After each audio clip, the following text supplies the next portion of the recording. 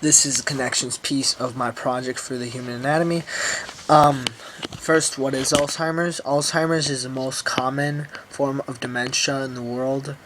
It is most prevalent in the United States and Europe because people live longer in these areas.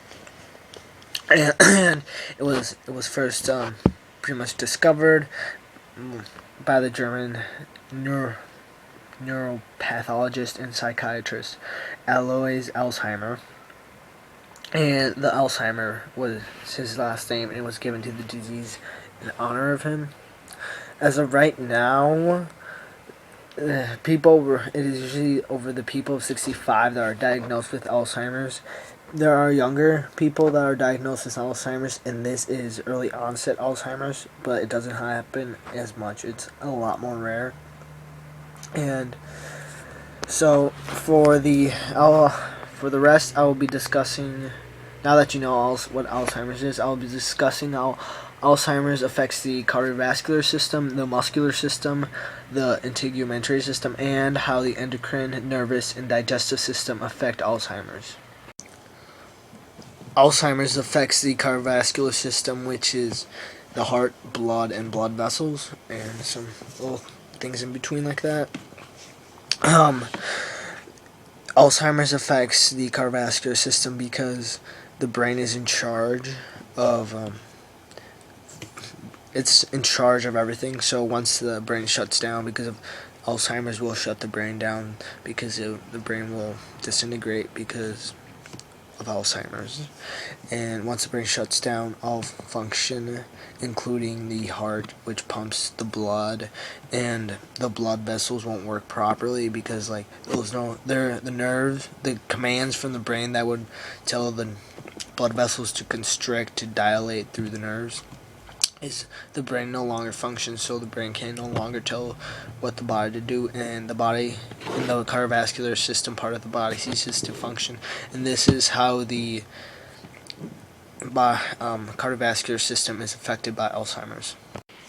Alzheimer's affects your muscular system because it will shut down every muscle in your body once the lobe responsible for that in the brain shuts down. Everything else in the body shuts down, responsible for each lobe. So the muscular system will shut down, and that is how it is affected by Alzheimer's disease. The integumentary system is affected by Alzheimer's by the fact that when the brain shuts down, everything having to do with the skin and such, it will cease to continue growing and replacing old cells because basically you're dead, so no new cells for the skin. The endocrine system, which is the system of glands, each of which secretes a type of hormone that goes directly into the bloodstream. Now, the endocrine system can increase your chance of Alzheimer's if it does not function properly, since it is in charge of hormones, and hormones basically once let into the bloodstream, they flow into the muscles and organs. They tell the muscles and organs what to do, what type of nerves to produce, how to pretty much like almost how to produce them also, and stuff like that.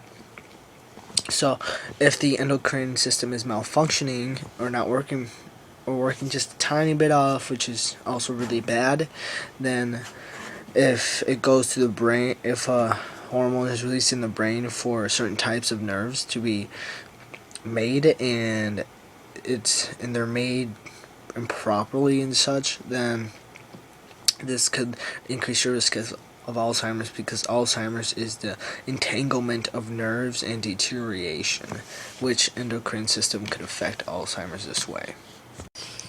This is how the nervous system affects Alzheimer's. The nervous system is a bunch of specialized cells, nerve cells. Okay, so nervous system is most directly involved with Alzheimer's, so because it's in the brain. So the way the nervous system affects Alzheimer's is that the neurons in the brains, which are part of the nervous systems, get bundled up, all tangled. The proteins are misfolded, which this is the direct cause of Alzheimer's. Like like this is what makes Alzheimer's happen. So that is how the nervous system affects Alzheimer's. The digestive system affects Alzheimer's disease because even if you have a proper diet, but if your body can't, your long intestine, your small intestine, and you aren't absorbing your nutrients enough or at the right amount, or stuff that is getting in that is not supposed to be, like some type of toxins or is getting in, then that increases your risk of Alzheimer's. So that is how the digestive system affects Alzheimer's disease. This is the story element of my connections part of the project for human anatomy. We will discuss how Bob, the character of the story, is affected by Alzheimer's. So let's begin. Let's start with what would affect his Alzheimer's.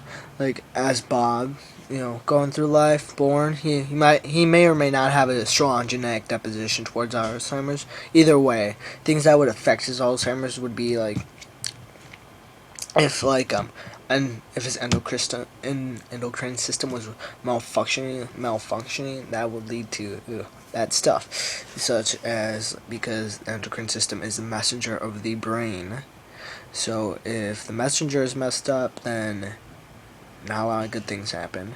Then the digestive system, even if he has a proper diet, which would be good and helpful to people with Alzheimer's, if the digestive system cannot digest the food, then Bob needs help medically for that.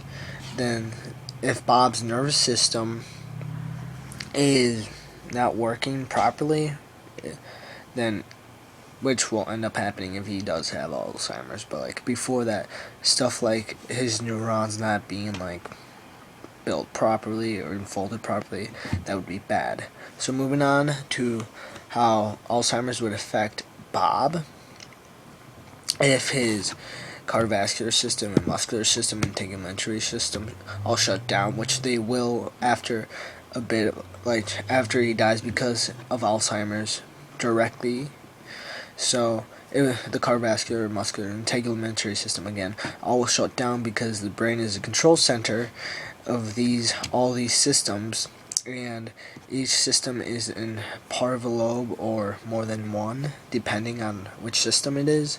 And if the brain shuts down because of the disintegration of Alzheimer's, then these systems shut down, which is how Alzheimer's affects these systems. And Bob will no longer be living, so that is how Alzheimer's would affect Bob.